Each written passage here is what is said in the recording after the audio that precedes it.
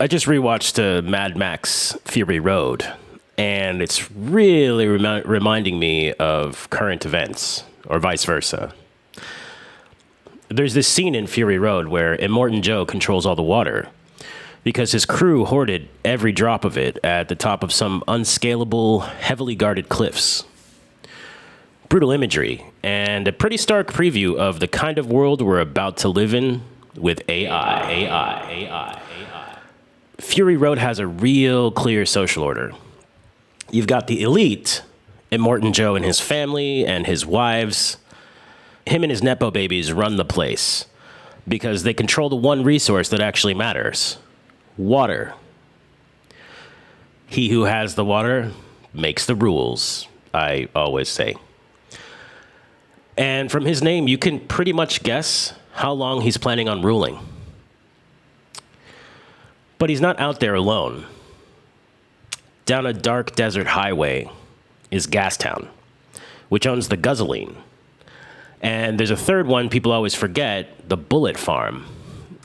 It's basically just an old lead mine that Joe himself refurbished into an ammunition factory to keep his war machine fed. 3 fortresses: water, fuel, and bullets. Together, they turn everywhere they touch into a homogeneous desert wasteland. Under Joe are the Warboys, his fanatical, disposable soldiers. So far, so good?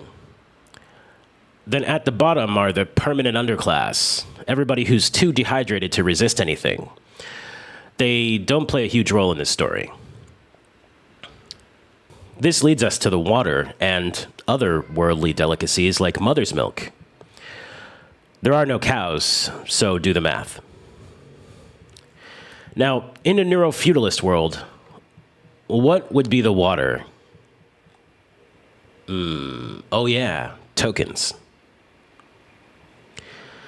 You might have heard of Tokenmaxxing. It's part of the maxing family of words. In Tokenmaxxing, your whole goal is to burn exactly as many tokens as the limit your subscription prescribes you on tap, because if you don't, you just handed the company money for nothing. And if you do, you apparently have been hitting those peak productivity goals everyone's so worked up about today.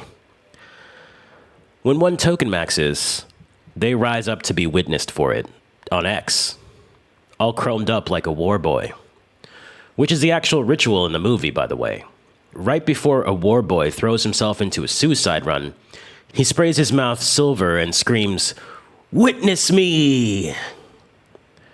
And Joe promises him he'll ride eternal, shiny and chrome, like a usage graph. If a Warboy dies, hey, at least he farmed some aura. When Morsov, one of the Warboys, gets shot through the face and gets witnessed kamikazing himself onto an enemy car, his fellow boys shout, "Mediocre!" in a dying reverence to his flaming giblets. But wait, hold up, Nate, you say. Wouldn't guzzling be tokens more than water would? And to that I say, you probably have a point. But stay with me at this level. Everybody needs water to function. You only need guzzling to go on raids and do business. In neuro-feudalism, the thing that gets hoarded behind a faucet is thinking itself. Because to survive, you have to think. People get awarded tokens, and they're expected to spend them working. Work is money, and money is sustenance. Really, the tokens are just a stand-in for money you already paid, or credits. But back to the Wasteland. If you go deep on the analogy, it goes all the way down. Water is tokens, guzzling is the power it takes to run the data center, and the bullet farm is the place that makes the one physical thing everybody needs to keep the order, and nobody can substitute. That's NVIDIA. It's not a perfect metaphor, but it's good enough.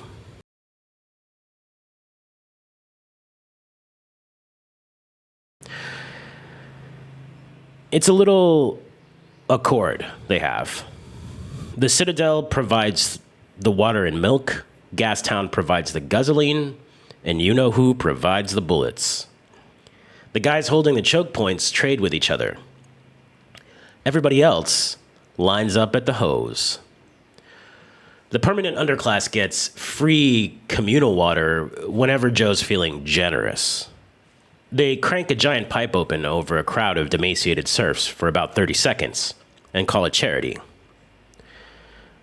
And while it's raining down on them, Joe is all, "Do not, my friends, become addicted to water. It will take hold of you, and you will resent its absence." Which is a pretty based take on Joe's part, I'd say. Do less token maxing and more efficiency maxing, and you'll be better off. You won't be waiting there days for more water to come. Hey, if water is an addiction, then I am an addict because it's hot AF right now. And water is tokens. Let's not forget that. So, when the limits reset, it feels like generosity. Your agent gets to think for you a little bit more. You can turn that little dial up if you feel like doing less thinking yourself. Ah, what a life.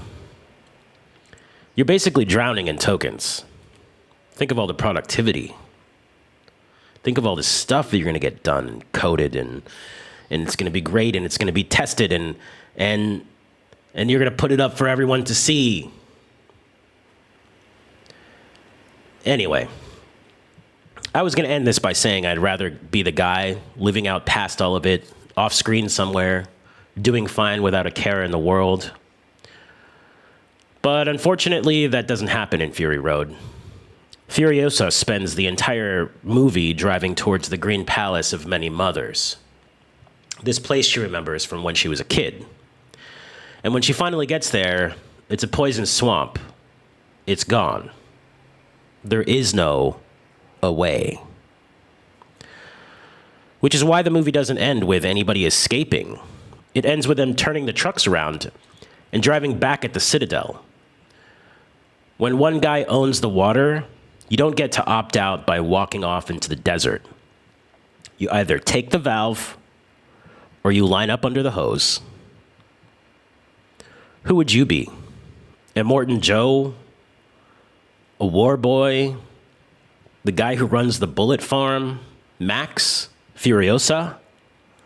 I mean, I probably wouldn't be Max in this one. He's pretty much not much more than a side character blood bag. Let me know. Let me know in the comments. Are you awaited in Valhalla?